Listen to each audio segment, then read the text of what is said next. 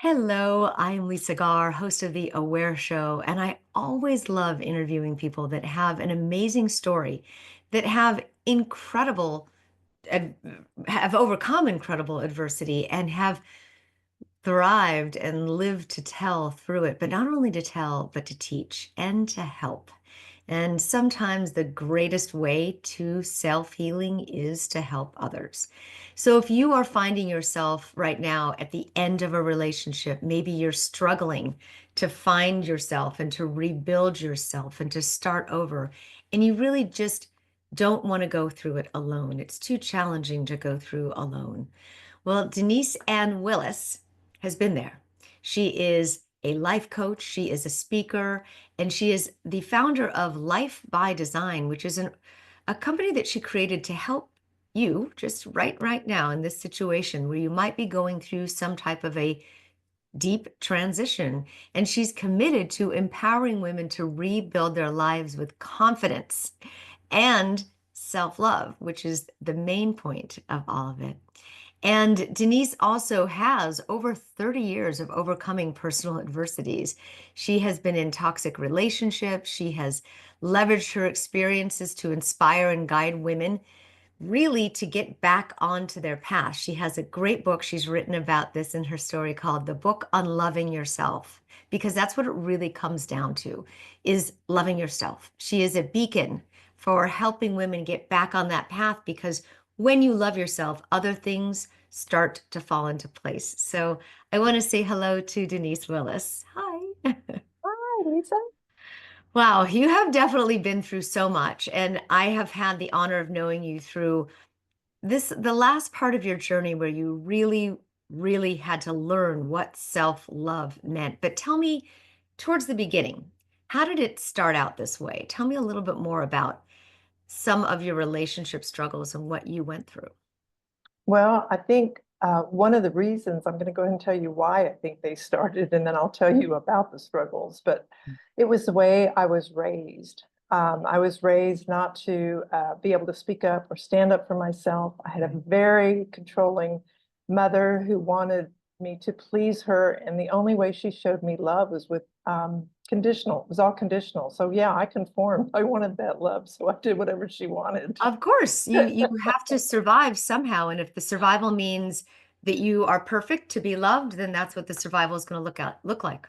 Yeah, well, unfortunately, what it also did was it also made me kind of a magnet for men that knew they could control me. Because Hmm. since I was being controlled by her all my life, I kind of put that, I guess, that energy out there, and I just attracted these men. And from one failed relationship to another, I didn't learn my lessons. I just kept wanting to be loved, wanting to be loved. And finally, at some point, if I'd have had some help, I surely could have gone ahead and gotten through some of those struggles earlier and quicker, but I didn't really know how. And the thing that finally broke the camel's back was I was with a narcissist for over 6 years. And Well, that was kind of your mother's story as well, right? Was narcissistic love. Yes. yes, but this guy was a master. I Uh-huh. call I call him my Dalai Lama. Well, narcissists can be very clever because Uh, there's a term called love bombing where they make it impossible for you not to love them so that they can then have you into their grips and control you from there on out, make you dependent on them. Yep. And it's very interesting. That sets up a stage for abuse because it's not an equal partnership at all. no, no. And the thing is, he had children and I didn't have any. So that kept me there a lot longer than I probably should have stayed. But at some point, I'd had enough. And when I left there, I was broken. I was really hopelessly broken. I was able to buy a home through my father's inheritance that he had left me. I had been a vice president of a large advertising agency prior to our relationship, but they like to isolate you. So he got me to quit work and I was going to do all my projects that I wanted to do. And that was not the Mhm. case. But anyway, so luckily I had this house that I was able to buy. And I spent like probably the first month or two in bed crying. I couldn't even get out of bed. It was so horrible. So at some point, I found a coach. Isn't that funny when they say the student's ready, the teacher appears? She showed up. Yes, and you had to have been willing to accept the help at that time. And I will mention for anyone listening, this was not your first marriage, right? No, not at all. You can You tell them if you want. you had been through this several times. No, I think it's important to say this was Denise's seventh relationship. And because she had been through this so many times, it's not to say that there's any fault or blame. It's to say there was an unconscious pattern that was running your life. You couldn't see it at the time. So No. thank God you found somebody else. What was the program called that you found? Well, I think she was under Coach University is how she studied, but she became my mentor. I just loved this woman. She's since gone on to be with the Lord, but she taught me so many life skills that I wasn't taught as a child. You Wow. know, how to be a person of integrity, how to have values and boundaries, and just all and believing in yourself. And she taught me spiritual things, which I've always been so grateful. She's really helped me grow. And I've always just the self-development that I'm so passionate about and have been studying the last 20 years has You, been you so helpful. you describe a perfect journey that a lot of people go through is first of all realizing that your life is in trouble, is stuck. And then you Mhm. went through the dark night of the soul where you couldn't get out of bed. Then you were ready and a teacher appeared. But you had to also go through the tough parts where they showed you, okay, this is what codependency looks like. This is what a Right, narcissist looks like. This is, right, and right, at some point you had to decide, I'm going to pick myself up with the help of somebody else and I'm going to start to move on. What did that right. look like? Well, with Martha, my coach, she just believed in me. And that's so important to have somebody believe in you. Even if you can't believe in yourself, she believed in me. And all the things that I would do week after week, the little program that she had, which I just described some of it, I learned boundaries and I learned what people were doing around me at work and how I could say no, etc. And she really made a huge shift in my life. But I also was blessed to find a therapist who took me the other finally to the point of learning to love myself. Because at some point I got on my knees and said, God, what am I doing wrong? And Mhm. this little whisper inside, Spirit was saying, you're looking outside of yourself for love. Wow. Yeah, it was big. I mean, it was a direct message. Thank you, thank you. And when I found her, she referred me out to the Meadows, a place in Wickenburg, Arizona. They taught me, or didn't taught me. They basically told me I was codependent. And through the workshops that I went through, I went out there twice. I totally was able to Oh, change my that's thinking. interesting. So it was kind of like a rehab center for recovering codependents. No, it was a real rehab center on one side, but they had a set of buildings on the other side for workshops. So I lived off campus and just was bussed on every day for that week to do the workshops. And they were so intense. I mean, you're right. There was a lot of tears. There was a lot of digging deep because my therapist had already given them all kinds of information about me. So they kind of knew what buttons to push to trigger. Wow. Well, you really went for it, didn't you? I mean, you were committed I to was. undoing this pattern. Mhm. Absolutely. Absolutely. It's the best thing I've ever done for myself. And I I just just I so just want to grateful. I just want to say how brave you are to even get this far with their story right now, Denise, because there are brilliant women just like you that gave up their careers because they were told it was okay and gave up their ownership of whatever was going to protect them because they were told they were going to be taken care of, Hmm. all to just learn that it was a game and it can be life shattering, especially if you had children involved and then the children become the Right. pawns. I've Right. seen this over and over again, but you at this point in your story, you've gotten yourself to help and you're willing to do the deep, deep work, the stuff that brings you to your knees. But at the end of that journey, Denise, did you ever find in any way this was your fault? No, Thank you. no. Mm-mm. It wasn't. It never is. It never is. It was just some very domineering personality that had another agenda that took advantage of somebody who was really wonderful and nice. And I'm Yeah, sorry for that, but it wasn't your fault. no, And your path towards self-love was your ownership of saying, I am okay. right, I'm right. okay. I had to repattern my brain. One of the things I learned from the therapist, and that's why I went to her, is an article she wrote that just really impacted me. And she talks about when a child is, an infant is not taken care of, and the mother doesn't look lovingly into the child's face and just cuddle it and all this other. My mother never had any pictures where she was smiling with me. Mm. So I know I don't know if she didn't want me, but I didn't never felt that love when I was an infant, and that wires our brain difference. The synopsis, it doesn't happen. I did not get the right dopamine and the other things I needed to wire my brain to where I could have healthy relationships. So It I makes sense. Then why would you would attract somebody the same way that was going to love you right, that same way because for some reason you were conditioned. yes, It was familiar. It hmm, was predictable, but not safe. But that right, doesn't come into play at the time. It's just said, well, I'm used to being dealt like this. Yes, so I'm used to right, being demeaned. Yes, I'm used to being controlled. right, So you just go along with it because it's what you're conditioned to right. go along with. But at what point did you decide or learn what self-love even was? It probably sounded like a foreign language in the beginning.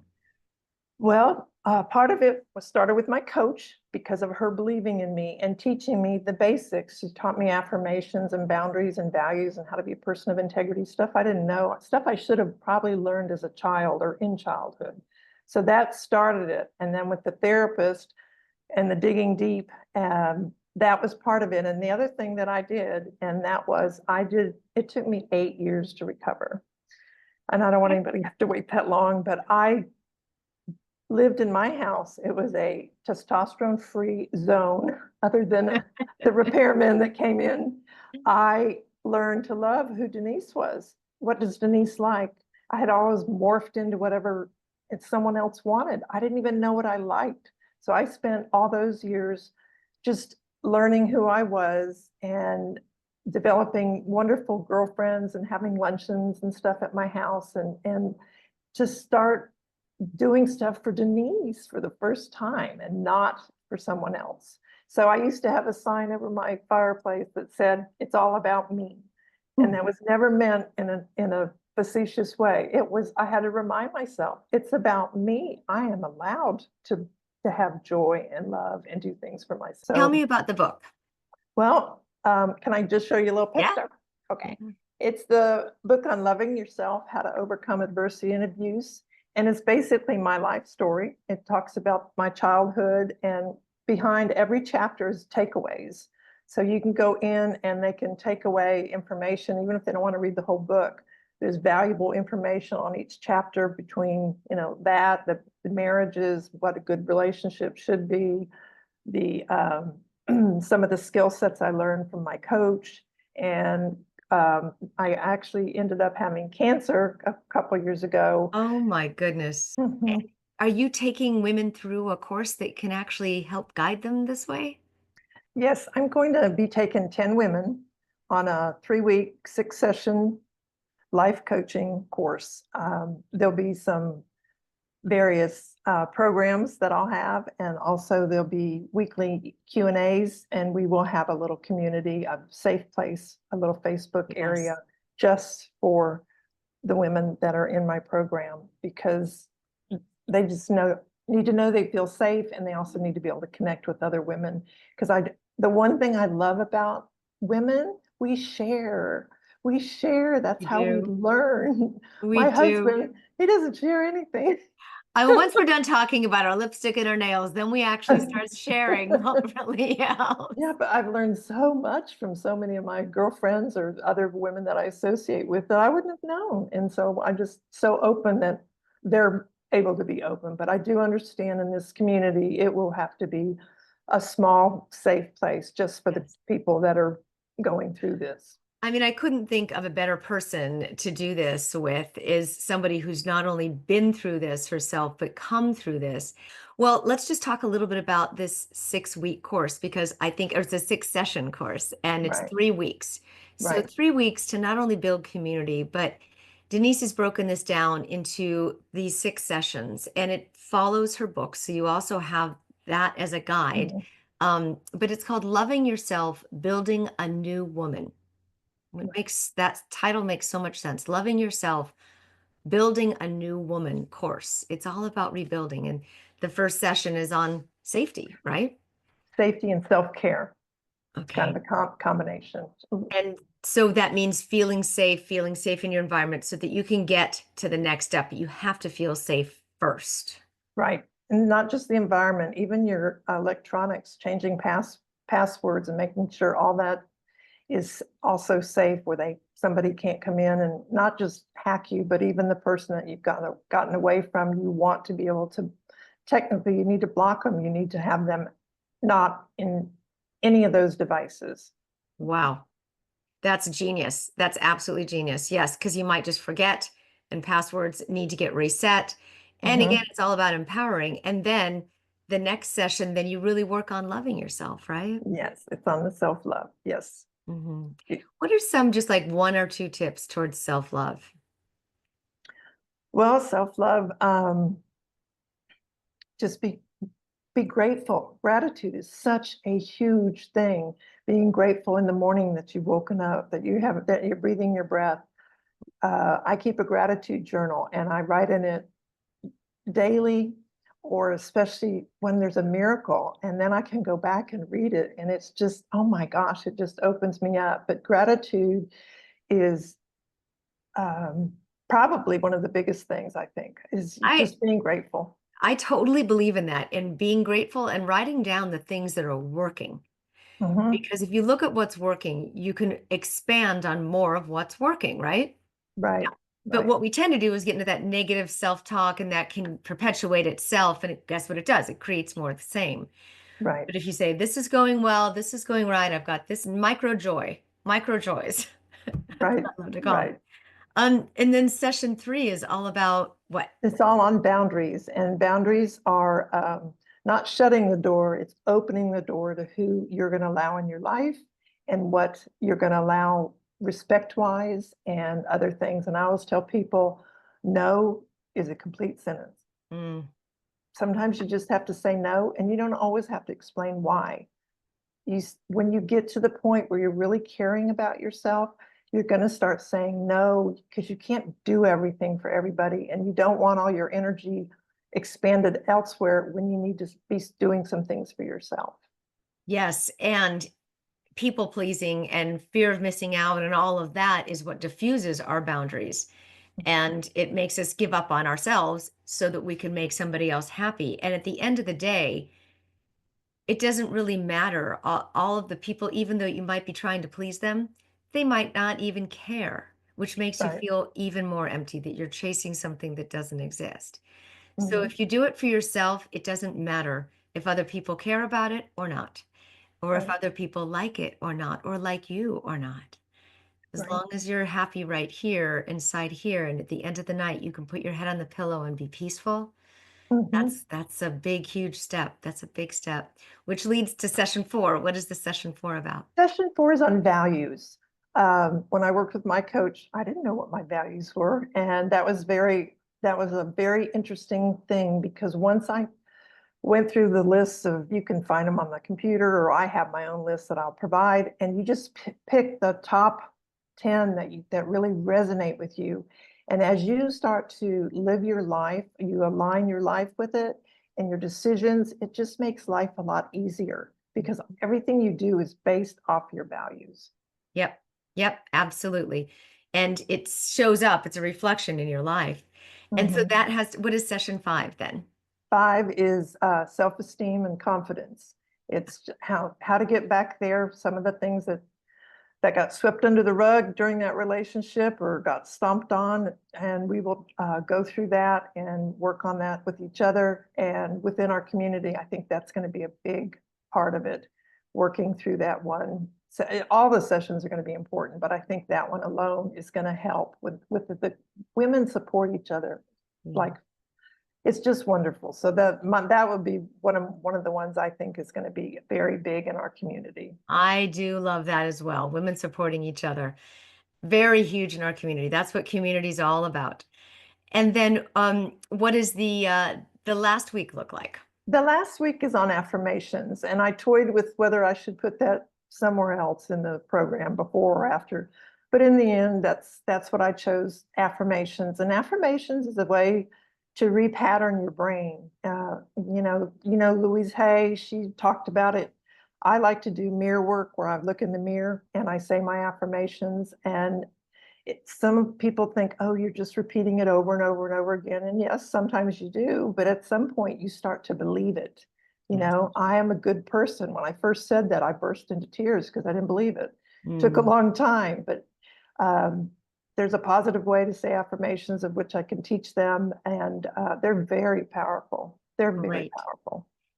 Well, anyone can sign up for this, and I know that you're just taking 10 right now to keep it intimate and small, and then you'll Right, probably do another one after that if you have more people. right. It's live, so that you're doing this every day. It's not a pre-recorded. You want to connect with people, and people, where can people register? Well, they can go to my website, which is www.deniseannwillis.com for more information, and just contact me and I'll set up a 15-minute consultation with you, and we'll discuss to see if we're a good fit for one another, and we'll see if we can go ahead and transform their lives to where they can learn to love themselves and love their lives. Yes. So Denise Ann Willis, and it's DeniseAnnWillis.com. And that is really generous of you to spend time with people before even signing up, because I think you just want to hear their stories, right? Yes, and I Great. want to make sure that they I'm going to ask them to do the work. You have to do Ah, the work. If you yes. want, if you want to grow, you have to get out of that comfort zone and do the work. But you'll be in a safe environment with other women, so it's not like it's a public thing. That's beautiful.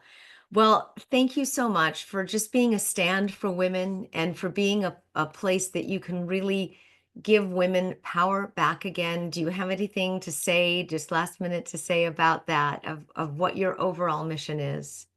Well, my overall mission is to help them learn about themselves and heal quickly and get on with loving themselves and realizing that they deserve it. They deserve to be happy and they deserve to love themselves. One thing that I have found that is when your cup is full, Yeah. you have more to give. Yes, very, very true. You can serve from the overflow, like Lisa Mhm. Nichols says. Right. Absolutely. Well, I just think that you are a wonderful, very safe person, very wise, because you've not only survived horrific relationships and cancer, and you also have 40 years experience as a financial consultant. So you have more than enough qualifications other than just the fact that you're a safe, sweet human being. I am so grateful that you decided to make this your life's work. Thank you, Denise. I appreciate you. Thank you. So great. Okay, so DeniseAnnWillis.com. Go and check it out and just schedule time to talk with Denise, and that will help change your life. Thank you so much. Until next time, I invite you to stay aware.